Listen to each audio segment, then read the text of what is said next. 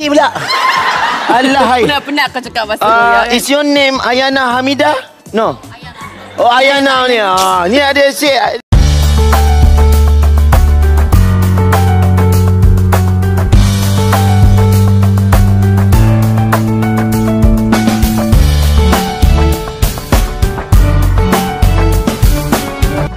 Kita kembali membahas bab 3 buku Ayana Journey to Islam. Bab 3 termasuk salah satu bab yang menjadi kunci dari buku Ayana.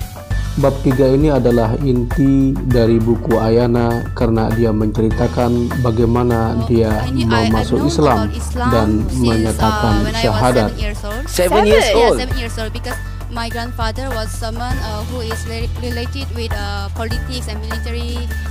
It's because of. Dalam bab 3 ini, Ayana menceritakan bahwa perjuangannya untuk menjadi muslimah bukanlah sesuatu yang gampang dan tiba-tiba.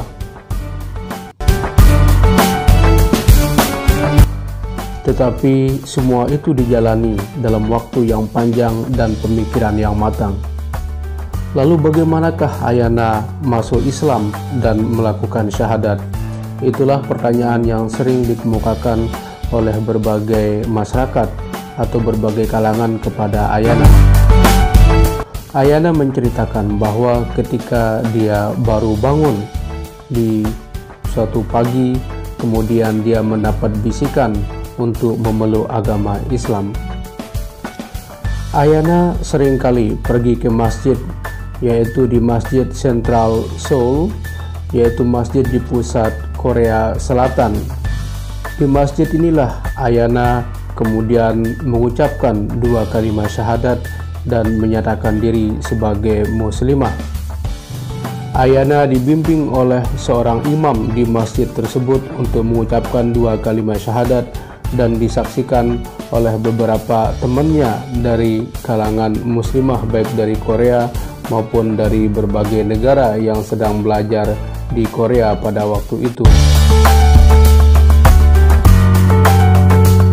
Sebelum mengucapkan 2 kalimat syahadat, Ayana pun menceritakan dalam bukunya dia bertemu dengan Uncle Amin.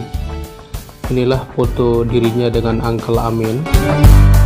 Uncle Amin inilah yang banyak mengajari Ayana tentang Islam, termasuk praktik-praktik di dalam menjalankan ibadah.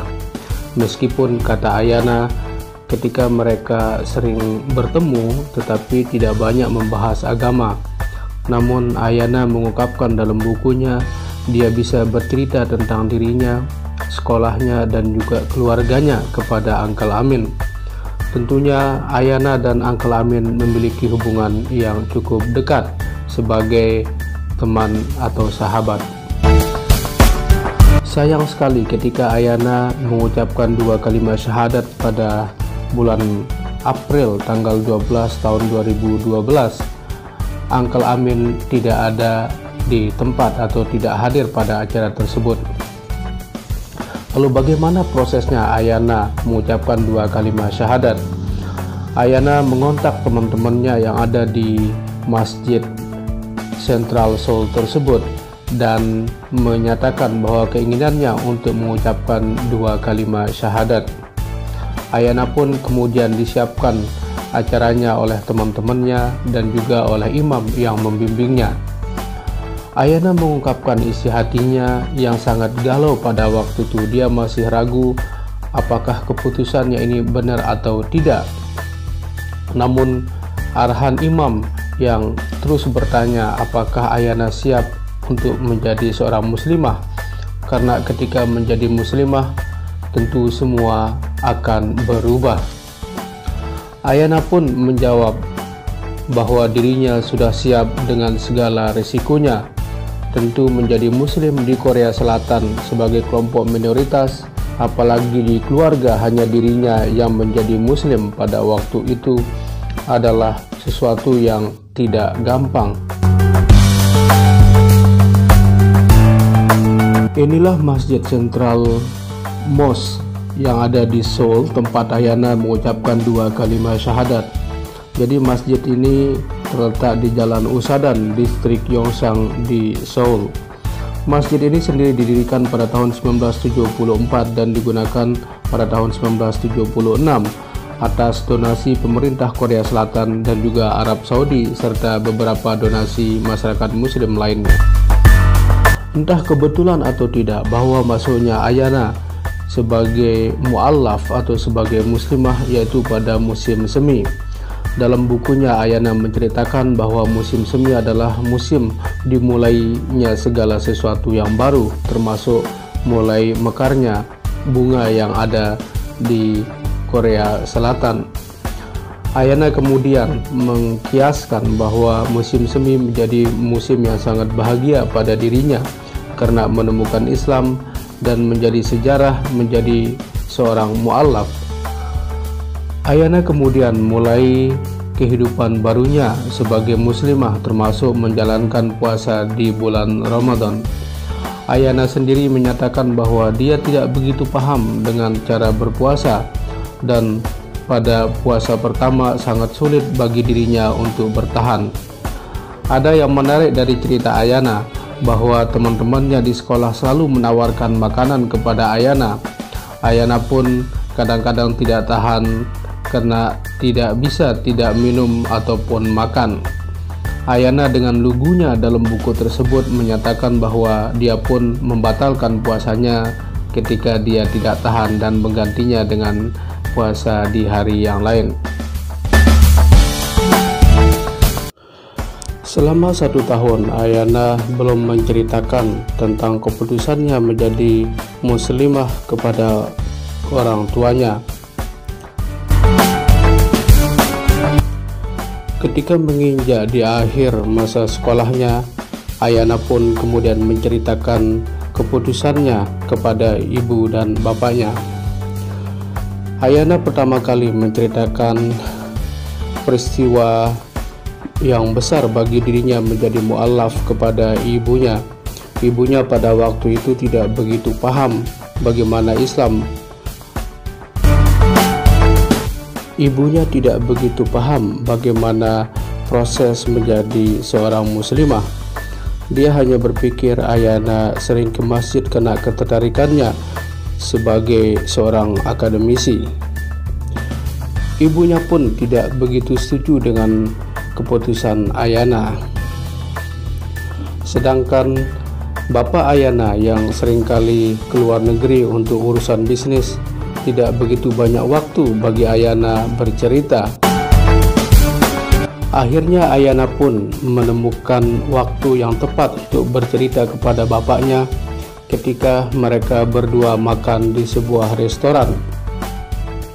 Pada waktu itu, Ayana ditanya oleh bapaknya bagaimana planning Ayana ke depan, di mana Ayana akan kuliah. Karena bapak Ayana berharap Ayana akan melanjutkan studinya di perguruan tinggi yang bagus, kemudian memperoleh pekerjaan yang bagus. Jawaban Ayana sangat mengagetkan bapaknya karena Ayana menyatakan bahwa dia ingin kuliah atau studi di Mesir. Bapak Ayana kemudian bertanya kembali, "Kenapa harus di Mesir? Apa yang kamu mau cari di sana? Bukankah ada banyak perguruan tinggi yang lebih bagus seperti di Amerika Serikat ataupun di negara-negara Eropa lainnya termasuk di Inggris? Kenapa kamu harus memilih Mesir?" Ayana masih menjelaskan tentang bagaimana keinginannya belajar bahasa Arab dan belajar kebudayaan Islam.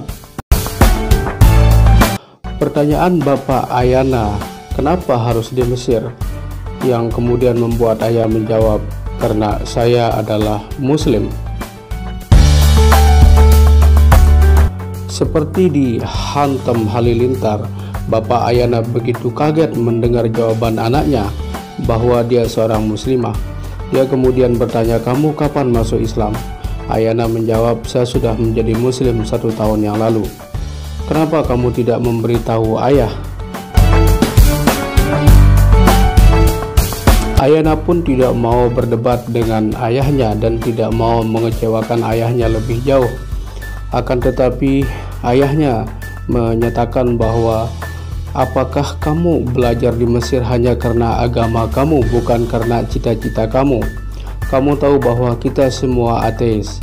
Bapak ateis, ibu ateis, dan saudara kamu juga ateis, serta keluarga-keluarga yang lain juga ateis. Lalu kenapa kamu mempelajari agama? Tuhan yang kamu sembah pun tidak bisa kamu lihat. Itulah argumentasi dari Bapak Ayana. Argumen ini sangat menarik karena bagaimana dua perspektif yang berbeda bisa kita lihat. Misalkan perspektif dari kelompok ateis dengan kelompok agama. Tentu menjadi ateis di era modern ini berdasarkan sesuatu yang sangat rasional atau saintifik. Misalkan mereka selalu menjustifikasi bahwa agama tidak bisa dibuktikan kebenarannya. Agama hanyalah sebuah doktrin dari kitab suci. Ayana pun tidak berani mendebat orang tuanya dan justru meminta dukungan orang tuanya untuk mendukungnya. Meskipun ungkapan itu Ayana tidak berani nyatakan kepada orang tuanya, tetapi di dalam pikirannya Ayana menyatakan, "Please support me." Setelah pertemuan tersebut, hubungan Ayana dengan keluarga dan orang tuanya telah berubah. Tidak seperti dulu lagi. Ayana menyatakan there is a big problem between her and the family. Ayana pun kemudian tetap melanjutkan aktivitasnya sebagai muslimah tanpa dukungan orang tua. Tetapi yang menarik justru orang tuanya tidak lagi memberikan support ekonomi kepada Ayana. Ayana dipanis untuk tidak diberikan uang sama sekali. Ayana pun kemudian merespon peristiwa tersebut dengan berlaku mandiri. Ayana kemudian bekerja dan mencari uang sendiri dan menabung untuk melanjutkan kuliahnya. Cita-cita Ayana ke Mesir tidak terjadi karena ada travel ban dari pemerintah akibat situasi politik pada waktu itu. Ayana kemudian pergi ke Malaysia untuk belajar Islam di sana. Bagaimana Ayana sampai dan studi ke Malaysia akan kita bahas pada bab 4 selanjutnya.